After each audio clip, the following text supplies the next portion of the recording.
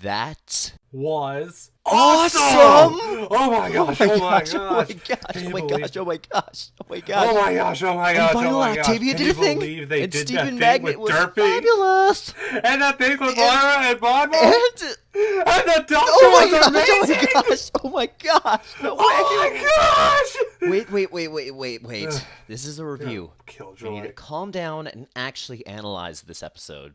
But man, this episode was just insane. How are we going to do this exactly?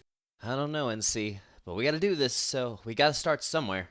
Alright, hello every pony and welcome to Current Canon, the show where we look at the latest episodes of My Little Pony and tell you what we thought was good and bad. I'm NC Brony. And I'm Fedora Brony, and oh boy, is this a doozy of an episode. A doozy that has been extremely well received for obvious reasons. Episode 100 is essentially a love letter to the fans and gives a lot of official names and voices to the characters that the fandom has personified for the most part, so it obviously has gained the best episode status for a lot of people. But does this episode have the substance of other great episodes, or are we just riding on the wave of hype? Today, we're going to look at this episode and find out. Our story today is that Cranky, the donkey from A Friend Indeed, and Matilda are prepping for their upcoming wedding, and they realize that the wedding needs to be moved, leaving every pony in a scramble to get ready. This leads to hilarity across Ponyville, with us seeing all the background characters interacting with each other and establishing their personalities for the first time. As far as story is concerned, we're very torn on how we feel about it. On one hoof, we really like the setup. First off, we get some cool continuity regarding this couple, and it's a creative way to get us to include all the ponies of Ponyville. It also gave us a cool way to see how life in Ponyville is when the main six are busy. On the other hoof, the execution isn't very well done in our opinion. It flops around from character to character without any rhythm or reason, and is pretty jarring.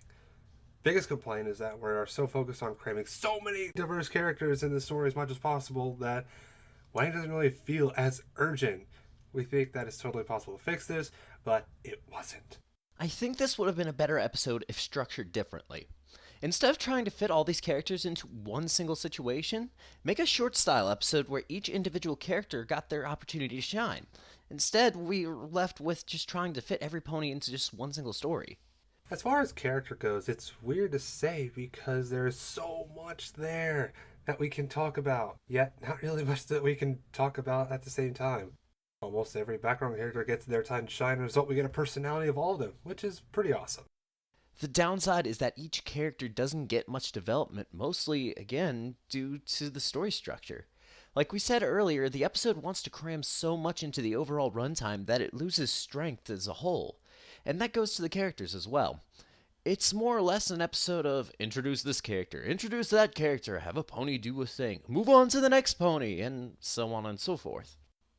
And while the personalities we see are cool, like the whole Bon Bon secret agent thing, which explains her multiple voices, we don't really get much from it, and it makes every character introduced feel shallow and leaves us wanting more. Plus, this might be a more personal bias, but it seems like that we get uneven time to show off all these new characters. For example, compare how much screen time Derpy and Doctor get versus how much time Lyra and Bon Bon get. And that doesn't even include the characters who get one real scene like Stephen Magnet or the Flower Sisters. The strongest thing about this episode was indeed the character interactions from these pairs. And while yes, these interactions were well done, this is another instance where I think the idea of a shorts episode could have been effective. By splitting the runtime across multiple shorts, it would have given each character enough time to be enjoyed to their fullest, versus seeing a bunch of one character yet diminish how long we see others. Which sucks because there are some scenes where I absolutely adored certain aspects. I swear, I could watch the scene with Celestia and Luna all day and be satisfied. Unfortunately, we only get one scene with them. There really isn't much time to say in terms of visuals that really stood out in this episode at all, to be honest, save for a few bits. A couple examples are using the shadowing during Bonbon's scene, and basically the entire Vinyl and Octavia scene until they all arrive at the wedding for its one quick place and overall flair they use. Seriously, you can just tell the animators are just having a blast with this scene. This isn't necessarily bad, but it's getting harder and harder to really talk about visuals because we consistently have such a very high bar to set. And that bar is consistently met with smoothness and fluidity in the animation. Plus, we are hard pressed to say that seeing so many different characters coming to life wasn't awesome. The same can be said in the music department. The score always does a good job of matching what the scene needs, and this episode indeed shows off the more mellow end of the spectrum versus our usual adventure episodes. But just like with the visuals, it's pretty much expected that these guys will do a phenomenal job, because they always do. The one thing that does need to be mentioned, though, is that duet. And yes, it's over the top and just insane, but that's one of those moments where you can tell, just like with the animation, the music staff just went crazy and had fun with it. As far as making a cello electronic duet work, I think they did a pretty dang good job.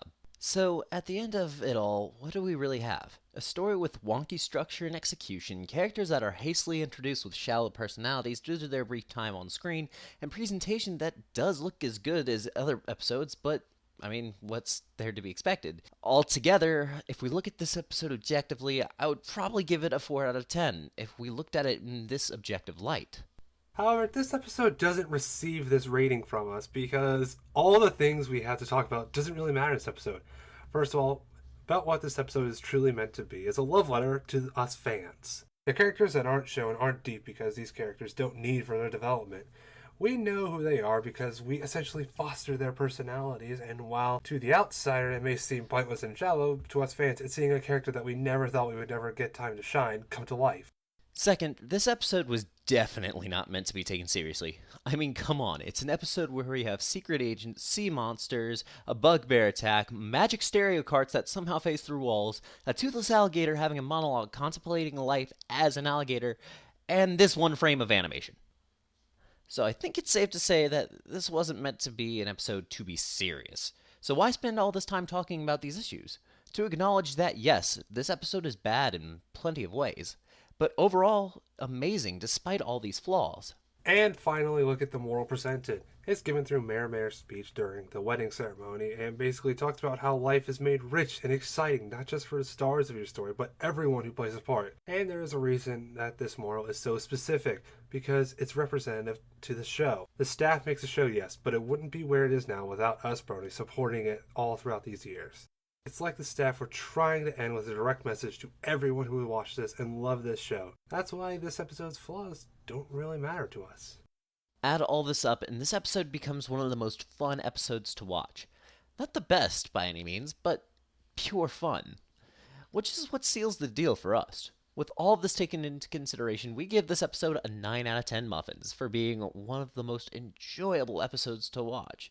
The only thing that holds this episode back is, yes, fun or not, the story structure did suffer and could have been avoided. From us here at Current Canon, thank you everyone who have made this fandom possible. Here's to the next 100 episodes. For now, though, I'm Fedora Brony. And I'm NC Brony, and we'll see you next time.